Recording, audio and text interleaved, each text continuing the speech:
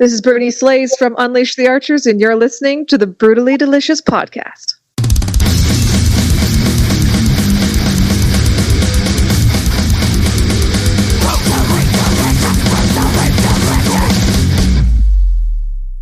Hey, you are listening to the Brutally Delicious Podcast. I'm Bruce. And this is Rina, guest hosting from Silentium. Rolling your damn R's again. Go ahead, Chris. You mean Chris? This is Chris with the Brutally Delicious Podcast.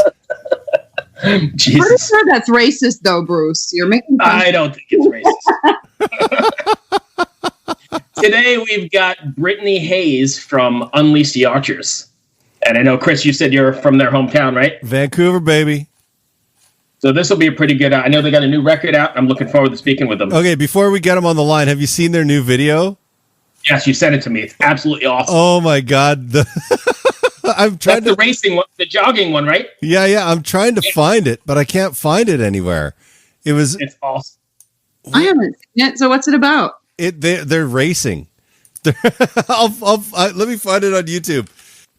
Hello, Brittney. Yeah, it's Bruce Moore here. I got my partner, Chris. Hi. And we have a guest host, Rena, from Finland. Say hello, Rena. Hi. Hello. How you doing? Good, how are you? I'm all right. How's the weather up there? Hello? It's lovely. Is it nice up there? Oh, yeah. It's hot I've right never now, been. isn't it? It's like 30 degrees Celsius or something. 23. Oh, shit, it's cold. No. 23 Celsius is like, I don't know. It's like perfect. It's warm and sunny, and you can lay out in the sun without dying, but you don't get cold at all. It's like perfect. Yeah. For Canadian. I don't know. Maybe you guys. I miss Vancouver a lot sometimes. I'll tell you what. Yeah. Vancouver's a beautiful place. Up here. Yeah, like Finland and Sure Canada apparently are very much alike. And I don't mean to make this about the weather, but like in a lot of ways, Finland and Canada have a lot in common. And I completely agree with you. That's the perfect temperature. 23 is good. Anything above that is torture. So Bruce doesn't know what 23 is. Means. It's about 74. Okay, 74 I could deal with. That's a much more logical number. 74, 75, somewhere in there. I'm still learning. I speak in Celsius height. So Brittney, I've only been in the U.S. now for 2.5 years. And I lived in Vancouver for about 20. So I'm still learning about the imperial systems of measurement. Yeah, that must be difficult. I don't think I'd ever be able to switch. It's too ingrained in my brain. I've tried. Cannot figure it out. You've tried to come over to the correct side, and you haven't been able to? There's no correct side. No. I mean, all I know is that when you get into a hotel room, if the thing is any higher than 72, put on the air conditioning. 72. That's what you want. Brittney, I got to say, I'm so happy to have you because not only are you the first female to take part in this sausage fest of a podcast, we've been doing this 5 hours now, and but on top of that, you are the first person to understand the metric system. So I have great gratitude towards you, girl. I'm so offended right now. I got 2 points. Okay, so let's get on to Unleash the Archers. So, yes, let's. About 2 weeks ago, my YouTube dings me, and it says, new video from Unleash the Archers. I was like, oh, sweet, I can't wait to watch this.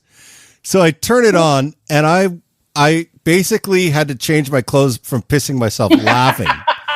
It was so fucking funny. The song was absolutely killer, but the video, how did you come up with that idea for the video? Because it's just something else. I know. It's we were like, okay, this song is coming out after the album has come out, so everyone will have access to it. They'll have listened to it all weekend. They'll know the songs. So it's not as important that it visually applies to the record. That was our thoughts. And we had 2 more, serious videos that we released for the singles. So we were kind of like, well, let's have some fun. We like to have fun with our music videos. We don't take ourselves too seriously. We do most of the acting, and it's just kind of a really fun side of things. I mean, they're brutal. Filming music videos is brutal, but coming up with the ideas and then figuring out how to make it all work on a tiny little budget, all that stuff is like really fun. So we came up with this idea that we were going to race each other because, faster than light. You gotta see who's faster than light. And so we were like, okay, we're going to race. And then we went to our director and he's like, okay, yeah, I can do that. And we kind of bounced it around a little bit. He's like, but that could get kind of boring. So have you guys ever read the book, The Long Walk by Stephen King? And we were like, no. He's like, well, basically you slow down, you die. Right. And we were like, all right, we're in. Let's do it.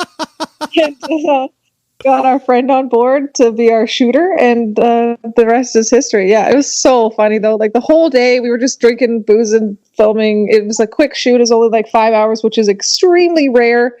We were surrounded by regular folks on the track, and none of them cared. I mean, we pulled out a freaking pistol, and none of them cared. And it was hilarious. And then when we saw the first cut, I laughed the whole time, and I was just like, yes, this is exactly what we wanted. We want people to laugh.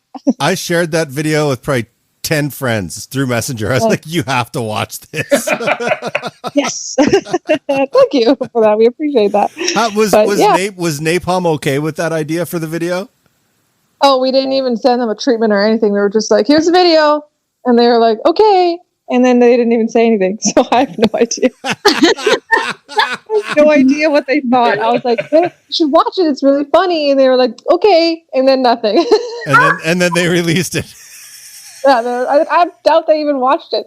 I mean, I think Moni's the one that posted it, so I'm sure she watched it. She was probably just like, oh, stupid Canadians. I don't know. And it's much easier to apologize than to get permission. So exactly. Yeah, absolutely. Was the biggest part of the budget renting the limo? It was. It absolutely was. Actually, maybe the jackets, the Adidas jackets, were probably up there as well. Yeah, the 70s style jackets, right? Yeah. So we had to buy 4 of those. So that was, I think it was, in the same range as how much the limo cost. Now, here's another question: Where did you find those boys' short shorts? On Amazon, of course. Where do you find everything else that you need in life? Yeah, we had to search like 70s short shorts, boys' shorts, men's shorts, shorts with piping, neon shorts, fluorescent shorts. It was just like we absolutely searched everywhere. Great. So yeah, it was pretty funny. Okay. But it worked out though. I actually have a Vancouver related question right now. So the main metal venue is the Rickshaw, basically, for a band of your size.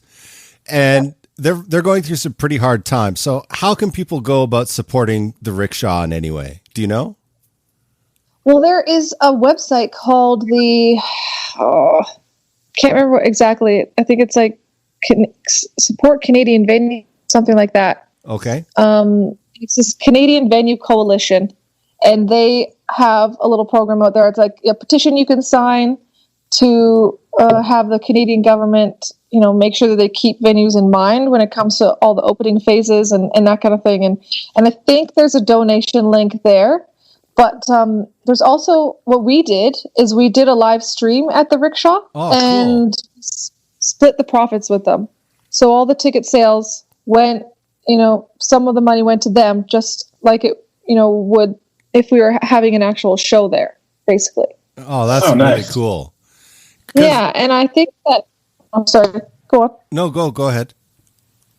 I think that if every band does that, in their hometown, picks the venue that they really want to survive and do some live streams there and share the profits, I think that'll really help. Because I don't know, like there's a few venues in Vancouver that do metal, but I don't think metal would be, like the metal community in Vancouver has grown exponentially over the last few years. And I think in large part is because of the Rickshaw. Yep. They gave this community a place to thrive. They really did. Yeah, absolutely.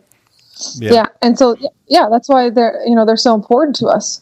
And, when we were talking about doing a live stream, it was, we were, discussing venues and where we can do it and how we can do it. And we were watching everyone else's and seeing what they were all doing and stuff. And, we all were kind of like, okay, so we should do it at the rickshaw, but then it's like, oh, it's going to be difficult. And like, do we want to do it in a studio where you can have like camera guys on the floor with you? And like, what do we want here? And really, then it just came down to like, no, we got to do this like a show, And where would we do our album release show? We'd do it at the rickshaw. Yeah, absolutely. So, yeah, so we were like, let's just, and then obviously we were like, okay, we got to split the income from that with that because there's no other way for them to make money right now. Like we have merch, we have passive stuff going on, but they have nothing, zero, and they make all their money off of alcohol sales and just the venue fee and that kind of thing. So we're just kind of like, we want these guys to be around when all this is done. So we gotta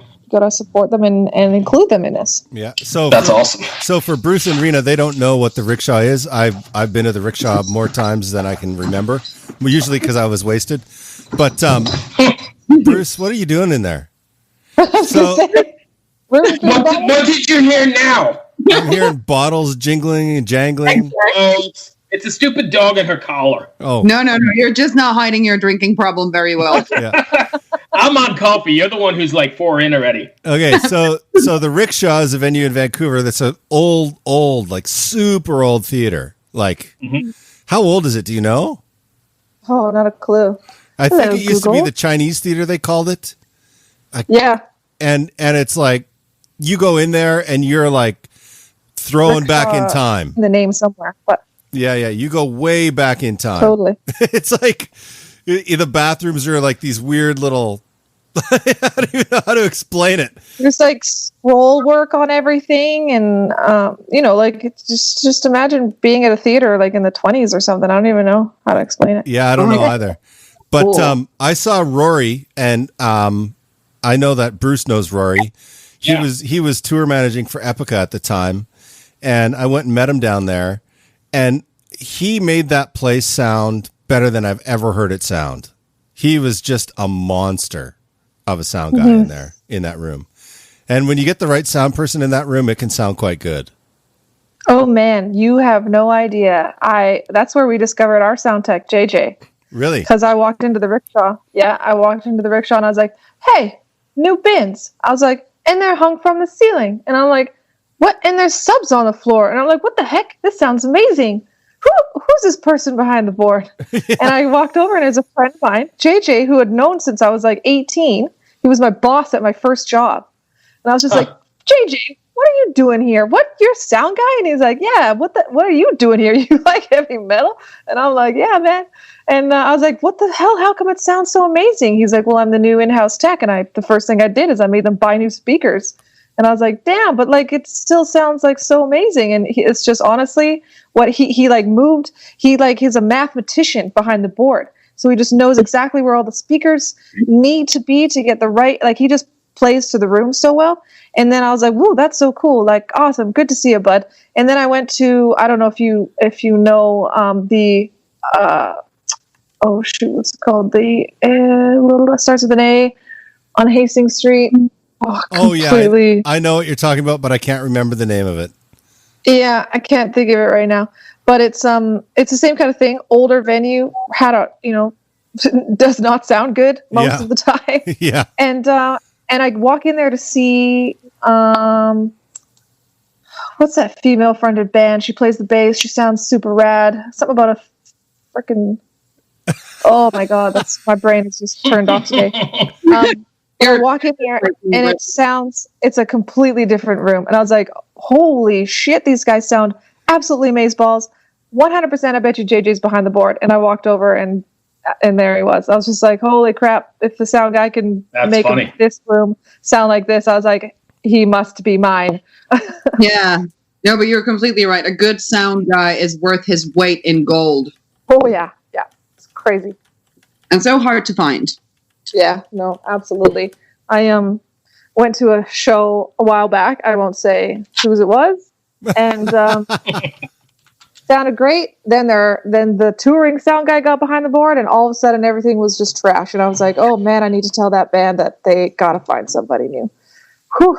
But yeah, it was just the thing. What you're describing is super rare talent, where they can actually read the space and modify what they're doing according to the space and the amount of people and the band and blah blah blah, all of that. Yes, Extremely. all of that is so important. And you get someone in there that's just like, I like really high mids and I like this and that, and they just pay no attention to what the actual room does. Then yeah, you're going to be in a whole load of trouble. That's the most important part, is figuring out how to flatten the room before you can even mix into it. Yeah, absolutely. So are you talking about Pat's Pub or Pub 340? No, neither of those. Oh, crap. Yeah, it doesn't matter. Yeah, you're just trying to be slick. Astoria. I got it. The Astoria. Oh, God, yes. Yeah. No, I'm talking Brittney, like now that I have the pleasure of talking to another female vocalist, are you worried about COVID? And like, are you, because I'm a little paranoid about getting it, not because I'm afraid of dying or even giving it to somebody else who might die, but selfishly, I'm worried about the damage that it could do to my lungs that could be permanent. Is this something that you worry about? I mean, not on the regular, but yes, absolutely. You know, I think about it sometimes and it's like, okay, I'm going to do my best to protect myself, but you know, there's probably something that you're not thinking about, and that's where it's going to get you. But, and then I think about it, it's like, yeah, but that would really suck if I got the really bad one that destroys your lungs, you know, because Right. there's a lot of, like lasting issues with this thing. Yeah. And, Yeah. I have a close friend who I speak to every day that had it, and she's still getting over it and still not able to talk properly and breathe properly. And she didn't even have, like, she didn't have to go to hospital. She just had like regular, I mean, they were still pretty shitty symptoms and it took her out pretty hard, but, you know, it wasn't the worst. She wasn't on a, you know, intubated or anything like that. So it was just like, wow, if this does it like that at this minor scale, then Jesus, just imagine. Oh, yeah. Sure. Yeah, exactly. Because I find it so weird that people are just talking about the death and the other, like, you know, probably or likely or possibly forever effects that it could have seem sort of dismissed in the conversation about the subject.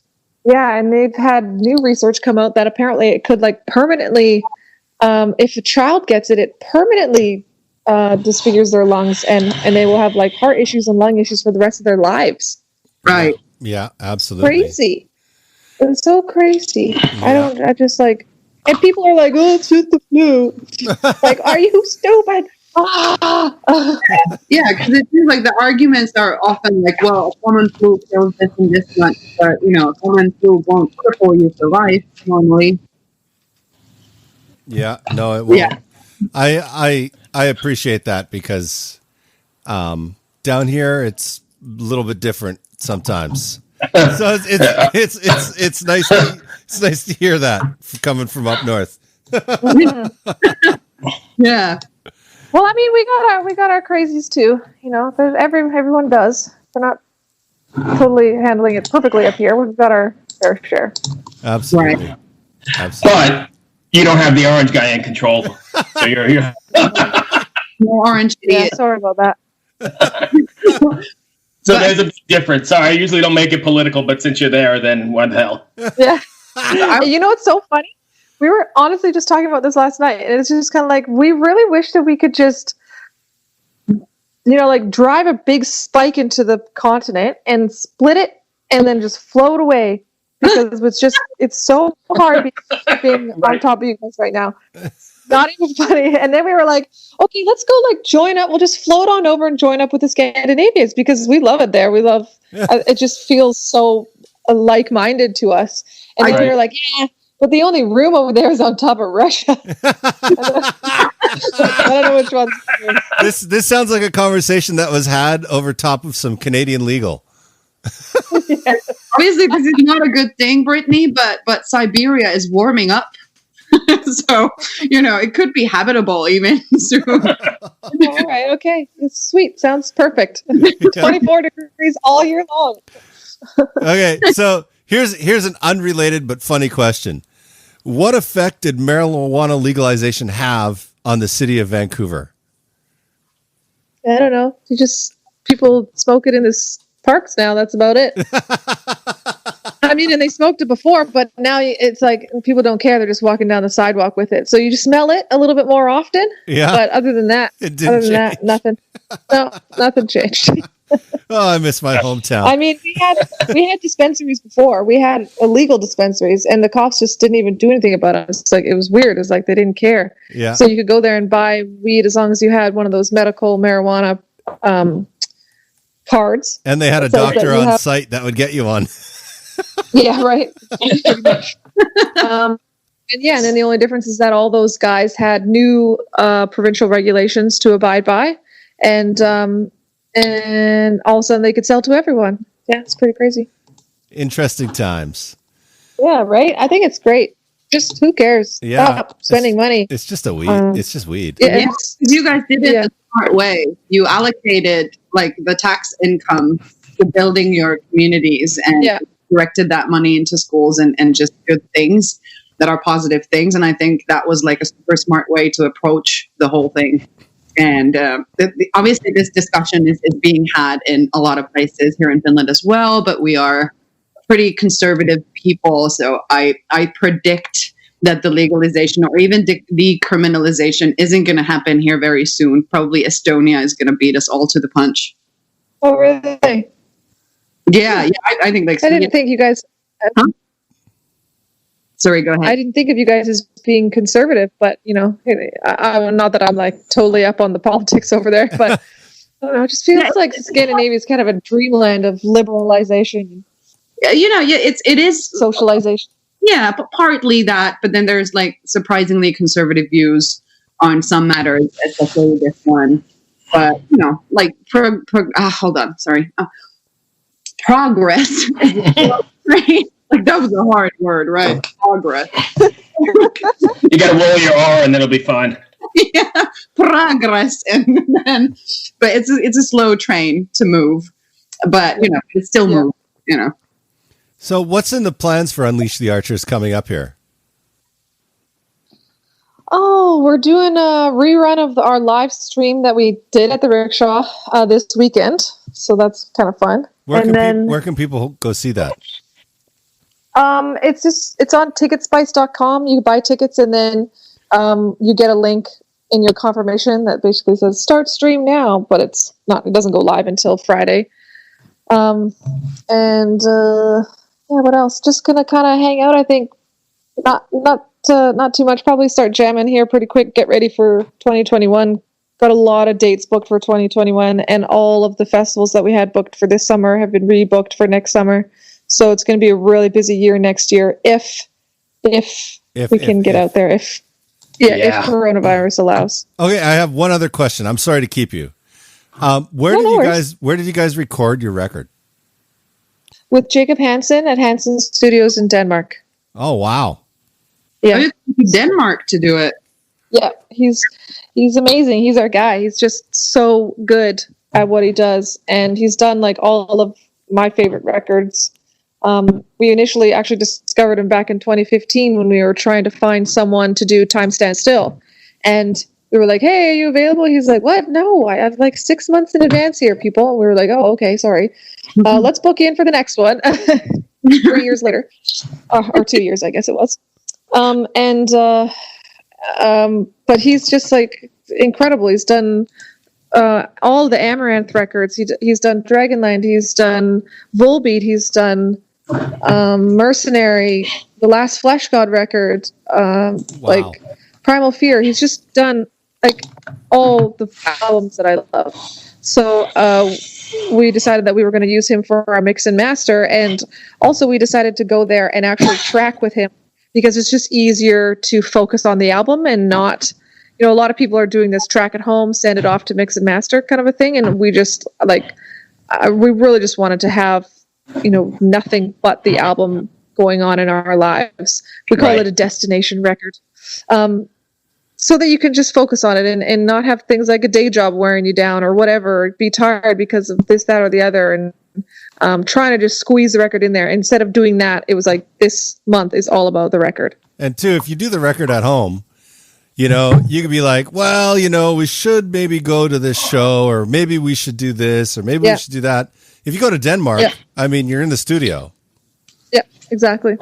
Yeah, and also like when you're in the studio, and compared to like if you're doing it somebody remotely there and another person there, you don't get the like in the moment magic. I don't know if that happens with you guys. Does it? Like, you know, that you're in the studio, you're only recording, and you're like, wait a minute, this part could be like this or like that, and you come up with new ideas and stuff. Does that happen with you guys when you're in the studio? Yeah, absolutely. Jacob, I mean, we had pretty much everything written, so Jacob doesn't really mess with it too much when you've got it focused and ready to go. But he definitely helped with the harmonies on this one.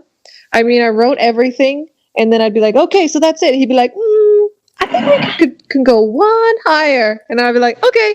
You know, and like, he'd just be like, let's do one more. And so you just kind of like add that other layer in there. And he was just pushing me to do more as opposed to what I would have done. That would have just kind of been, you know, okay, here we got the third and the fifth, and let's keep it at that or whatever. You know, he'd say, yeah, right, but let's do the lower octave and the upper octave too. You know, like, and let's see if that works, or, you know, things like that. And he just kind of pushed me to do more, just so we have more options.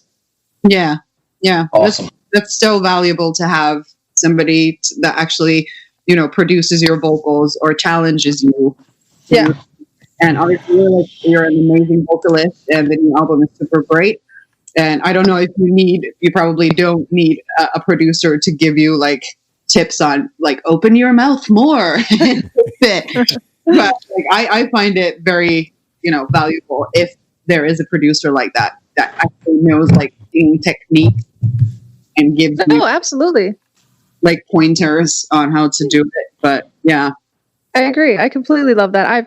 I've tried doing things on my own at home, and then, you know, it's not bad, but then I really like to go to Braden, who is our old guitar player, whenever I have to do things like guest work on other people's albums and things like that, because I'll have him there to bounce things off of. And he's really very talented producer as well. So I'll be like, I don't know, do you think I should make that a little bit more nasally? And he'll be like, I don't know, let's try it. And then he'll be like, no, you know, you were doing it right before or whatever, you know, that kind of thing. It's really nice to have that person there with you. Yeah.